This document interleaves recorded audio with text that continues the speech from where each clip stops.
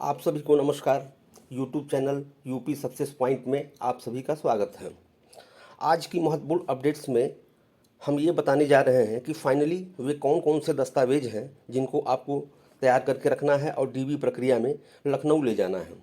जैसा कि आप जानते ही हैं, 9 जून से आपका डॉक्यूमेंट्स वेरिफिकेशन प्रक्रिया शुरू होने जा रहा है, जो 18 जून तक निर्बाध रूप से चलेगा। और अब इधर यूपी ट्रिपल एससी से न कोई नोटिफिकेशन आने वाला है और न ही कोई अन्य सूचना या जानकारी, क्योंकि डीबी से संबंधित सारी जानकारियां आयोग द्वारा आप सभी को दे दी गई हैं और इस दौरान केवल और केवल पेपर वेरिफिकेशन का ही काम होगा। तो डीबी प्रक्रिया में फाइनली कौन कौन से दस्तावेज की आवश्यकता होगी या कौन कौन से दस्तावेज लेकर आपको पेपर वेरीफाई कराने लखनऊ जाना है, इसकी एक पूरी लिस्ट हमने काफ़ी मेहनत और परिश्रम करके बनाई है, जो डीबी प्रक्रिया से पूर्व आपको अपने रिकॉर्ड और डॉक्यूमेंट्स को व्यवस्थित करने में और क्रमबद्ध रूप में सुरक्षित रखने में सहायक सिद्ध होगा। और इसी क्रम में आप लोग अपने दस्तावेजों को सुरक्षित और व्यवस्थित कर लीजिएगा, जिससे कि वहाँ लखनऊ में अनावश्यक परेशानियों का सामना न करना पड़े। तो ऐसे कुल 21 महत्वपूर्ण दस्तावेज हैं जो डीबी प्रक्रिया की दृष्टि से अत्यंत आवश्यक हैं, जिसको लेकर आप सभी को डीबी कराना है। तो चलिए देख लेते हैं इस लिस्ट को कि कौन कौन से डॉक्यूमेंट्स वहाँ आवश्यक होंगे। तो ये हमने फिर से एक पूरी लिस्ट बनाई है। निम्नलिखित महत्वपूर्ण दस्तावेज जो अनिवार्यतः आपको डॉक्यूमेंट्स वेरिफिकेशन प्रक्रिया में ले जाना है। तो सबसे पहले तो आपका होगा अभिलेख सत्यापन प्रपत्र, डॉक्यूमेंट्स वेरिफिकेशन लेटर। सबसे पहले इसी प्रपत्र की आवश्यकता वहाँ पड़ेगी, क्योंकि ये एक तरह से टोकन पेपर की तरह है। इसको गेट पे दिखाएंगे विद्यालय में, तभी आपकी विद्यालय में एंट्री हो पाएगी। तो ये सबसे ऊपर रहेगा। इसके बाद प्रपत्र 1, जो पूरी तरह भरा हुआ हो। प्रपत्र 1 में ये एक तरह से डिक्लेरेशन है, यानी कि स्वघोषणा पत्र इसको कहा जाता है। इसमें आपसे संबंधित पूरी जानकारी, जैसे आपका नाम, किस पद के लिए अप्लाई किए हैं, पिता का नाम, पति का नाम, जन्म स्थान, आपका एकेडमिक रिकॉर्ड के साथ साथ लास्ट में आपको एक घोषणा पत्र डिक्लेरेशन देना पड़ेगा कि जो भी सूचनाएं आपने अंकित की है वो आपकी जानकारी और विश्वास में पूर्णतः सही है। अगर भविष्य में इसमें कोई गलती पाई जाती है तो मेरा अभ्यर्थन निरस्त कर दिया जाए। इसके बाद आते हैं प्रपत्र संख्या 2 पे। ये है आपका अटेस्टेशन फॉर्म, यानी प्रपत्र 2 प्रमाणीकरण प्रपत्र है ये। इसको भी आपको कंप्लीट फिल करके ले जाना है। उसके बाद आते हैं प्रपत्र संख्या 3 पे, जो देशना इंडेक्स है। इसमें भी वही सारी सूचनाएं भरनी है जो आपके प्रपत्र 1 या 2 में है। और प्रपत्र संख्या 4 आपका एकेडमिक रिकॉर्ड से संबंधित है। इसमें वो सारी सूचनाएं भरनी है जो आपने हाई स्कूल में, इंटरमीडिएट में या इस पद के लिए जो योग्यता है एनएम पद के लिए, उससे संबंधित सारी सूचनाएं इसमें भर के आपको कंप्लीट करके ले जानी है। इसके बाद आते हैं हम हाई स्कूल का मूल अंक पत्र एवं प्रमाण पत्र। तो इसका इम्पॉर्टेंस इस रूप में है कि इसमें जन्म तिथि दी होती है, इससे आपकी जन्म तिथि का मिलान किया जाएगा। फिर इंटरमीडिएट का भी आप लोग ले जाएंगे अंक पत्र एवं प्रमाण पत्र।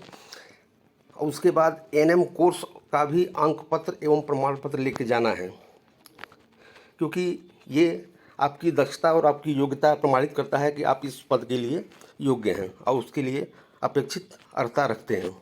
इसके बाद स्टेट मेडिकल फैकल्टी में जो आपने रजिस्ट्रेशन कराया है उससे संबंधित एक पंजीकरण प्रमाण पत्र मिला होगा वहाँ से, उसको भी आप लोग संरक्षित रख लीजिएगा।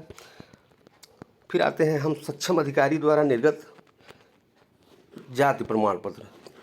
जाति प्रमाण पत्र हो या निवास प्रमाण पत्र हो या ईडब्ल्यूएस सर्टिफिकेट हो, ये सारे जो है सक्षम अधिकारी द्वारा ही निर्गत किए गए हों और ये 5/1/2022 तक की डेट में होना चाहिए, उसके बाद का नहीं, इससे पहले का होना चाहिए। फिर आते हैं EWS freedom fighter, physically handicapped, sports person, ये भी सक्षम अधिकारी द्वारा निर्गत प्रमाण पत्र चाहिए। और फिर जो संविदा पे कार्य करने वाली एनएम है उनको क्यूआर कोड आधारित डिजिटल अनुभव प्रमाण पत्र जो सीएमओ ऑफिस से काउंटर साइन होकर बनेगा, इसको अविलंब बनवा लेना है और इसको लेके जाना है अनिवार्य रूप से आपको छूट वाली सुविधा मिलेगी। और कोई एक पहचान पत्र रख लेना है, चाहे वो आधार कार्ड हो, पैन कार्ड हो, वोटर आईडी हो, इनमें से कोई एक रहेगा तो आपका काम चल जाएगा। इससे आपकी पहचान हो पाएगी कि आप डीबी कराने जो आई हैं वो आप ही हैं। उसके अलावा मुख्य परीक्षा के लिए जो आपने फॉर्म अप्लाई किया था वो फॉर्म होना चाहिए और पेट का स्कोर कार्ड होना चाहिए। 4 पासपोर्ट साइज़ की फ़ोटो होना चाहिए। 4 पासपोर्ट साइज़ की फ़ोटो जिसमें से 2 स्वप्रमाणित हो और 2 सादा हो। इसको भी आप लोग सुरक्षित रख लीजिएगा।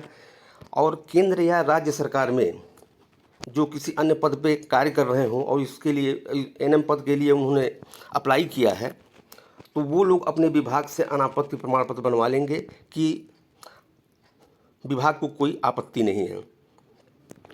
छोटी मोटी जो त्रुटियां हो जाती हैं, जैसे नाम की स्पेलिंग में, पिता के नाम की स्पेलिंग में, माता के नाम की स्पेलिंग में, पते में, तो उसके लिए आप लोग जो है एक नोटरी और बयान हल्फी बनवा के इस चीज़ का उल्लेख कर दीजिएगा। इसके बाद सभी अंक पत्रों और प्रमाण पत्रों की स्वहस्ताक्षरित कम से कम 3 से 4 सेट फोटोकॉपी आप लोग तैयार कर लीजिएगा।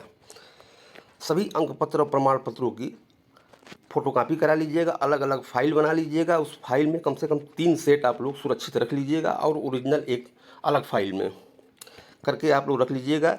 इस पर हस्ताक्षर जरूर कर दीजिएगा क्योंकि ये डॉक्यूमेंट्स आपके वहाँ पे जमा हो जाएंगे। इसके अतिरिक्त प्रादेशिक सेना में जिन्होंने कम से कम 2 वर्ष की सेवा की हो वो अपना प्रमाण पत्र बनवा लेंगे। उसका भी प्रमाण पत्र सक्षम अधिकारी द्वारा संबंधित विभाग से ही बनेगा। उसके अलावा एनसीसी का बी सर्टिफिकेट अगर किसी के पास है तो अपना वो बी सर्टिफिकेट भी सक्षम अधिकारी से बनवा लेगा। तो ये कुल मिलाकर के इन्हीं 21 दस्तावेजों की वहाँ ज़रूरत पड़ेगी, जिनकी क्रमबद्ध रूप में फाइलिंग करके आप लोग व्यवस्थित रख लीजिएगा। इसके अलावा अन्य किसी पेपर जैसे कैरेक्टर सर्टिफिकेट, बर्थ सर्टिफिकेट या मैरिज सर्टिफिकेट या फिटनेस या मेडिकल सर्टिफिकेट जैसे दस्तावेजों की बिल्कुल आवश्यकता नहीं होगी। ये पेपर रहें या ना रहें इससे कोई फ़र्क नहीं पड़ने वाला। तो आज की जानकारी में बस इतना ही।